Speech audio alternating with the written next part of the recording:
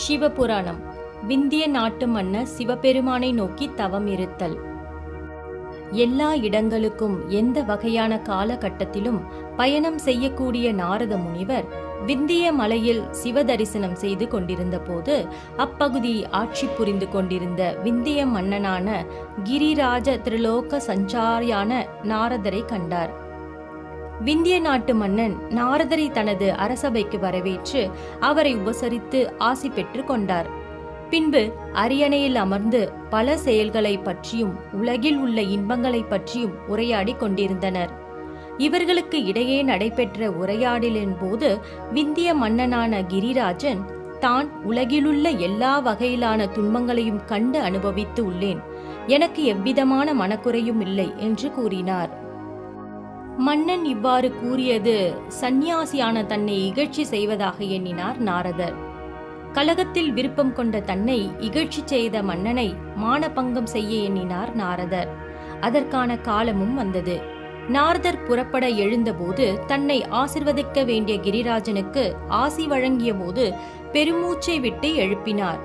நாரதரின் பெருமூச்சை கண்ட கிரிராஜன் நாரதரை நோக்கி, முனிவரே, தங்களின் இந்த பெருமூச்சிற்கு என்ன காரணம்? நான் ஏதாவது தவறு இழைத்து விட்டேனா என்று கேட்டார். அதற்கு நாரதர், கிரிராஜனே, உன்னிடம் தேவைக்கு அதிகமாக எல்லாமே இருக்கின்றன என்றார். மேலும் அவர் மேருமலையின் சிகரங்களைக் கண்டு, மேருமலையானது உன் விந்திய மலையை விட பெரியதாகவும் அனைத்து தேவர்களாலும் மதிக்கப்பட்டு அவர்களால் வசிக்கத்தக்க இடமாகவும் என்ன ஒரு உயரிய சிறப்பை பெற்றுள்ளது என்று கூறினார். நாரதரின் இந்த உரையாடல் கிரிராஜனின் மனதில் ஒரு விதமான சங்கடத்தை தோற்றுவித்தது. இருப்பினும் நாரதர முனிவரிடம் எதையும் காட்டாமல் அமைதி காத்தார். இதுவரை மன்னனின் முகத்தில் காணப்பட்ட உற்சாகமானது தான் கூறிய பதிலால் காணப்படவில்லையே என்பதை உணர்ந்த நாரதர், நான் புறப்படுகிறேன் என்று கூறி அவ்விடம் விட்டு மறைந்தார். நாரதர் சென்ற பிறகு மேருமலையின் உயரத்தை காட்டிலும் தன்னுடைய சிகரமான விந்திய மலையானது உயர்வானதாக இருக்க வேண்டும் என எண்ணினார். விந்திய மன்னனான கிரிராஜன் பின்பு சிவபெருமானை எண்ணி பூஜை செய்து அந்த மேருமலையை வெற்றி கொள்வேன் என்று கூறி தனது அரசாட்சி இன்பங்களை விடுத்து விந்திய மலையில் ஒரு இடத்தில் ஓங்கார ரூபமான யந்திரம் ஒன்றை உருவாக்கி அதில் மண்ணால் செய்த சிவலிங்கத்தை நிறுவி சிவபெருமானுக்கு பக்தியோடு பூஜை செய்து வந்தார். சிவபெருமானை மனதில் எண்ணி 6 மாதங்கள் தான் இருந்த இடத்தை விட்டு நகராது, அதாவது அசையாது இருந்து சிவலிங்க பூஜை செய்து வந்தார் கிரிராஜன்.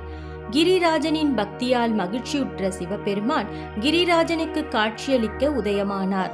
பல காலம் தவம் இருந்து காண கிடைக்காத திவ்ய ஸ்வரூபமாய் மங்கள உருவம் கொண்டு காட்சியளித்தார் சிவபெருமான். சிவபெருமானை கண்ட தன்னுடைய கண்கள் காண்பது உண்மையா என்னும் அளவில் கிரிராஜன் சிவபெருமானை வணங்கி நின்றார். அவ்வேளையில் சிவபெருமான் கிரிராஜனை நோக்கி, உன்னுடைய பக்தியால் யாம் மனமகிழ்ந்தோம், வேண்டும் வரத்தினை கேட்பாயாக என்று கூறினார். சிவபெருமானை கண்ட மகிழ்ச்சியில், சர்வங்களை உள்ளடக்கிய சர்வேஸ்வரா, இவ்வுலகில் அனைத்திலும் இருக்கும் பரம்பொருளே, இந்த விந்திய மலையானது மேரு மலையை காட்டிலும் உயரமாக வளரும் சக்தியை தாங்கள் அளிக்க வேண்டும் என்று வேண்டினார் கிரிராஜன். அதை கேட்ட சிவபெருமான் கிரிராஜன் வேண்டிய வரத்தினை கொடுப்பதற்கு முன் கிரிராஜன் வேண்டிய வரத்தினால் உலகில் உள்ள உயிர்களுக்கு தீங்கு விளையும் என்பதை உணர்ந்தார்.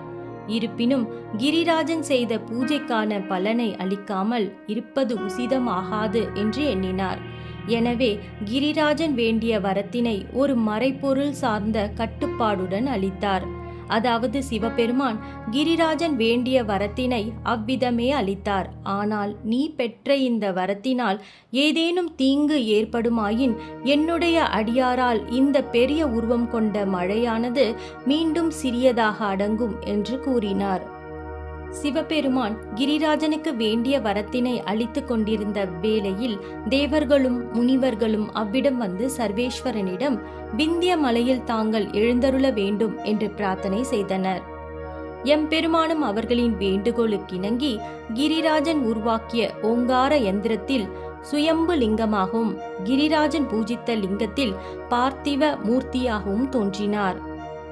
இவ்விதம் உருவான லிங்கம் ஓங்கேஸ்வரர் மற்றும் அமரேஸ்வரர் என்ற திருநாமத்தோடு பக்தர்கள் அனைவராலும் வழங்கப்படுகின்றது.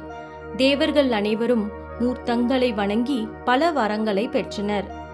ஓங்காரேஸ்வரின் ஜோதி லிங்கத்தை வழிபட மனதில் உள்ள கவலைகள் யாவும் அகன்று தெளிவு பிறக்கும். ஓம் நம சிவாய.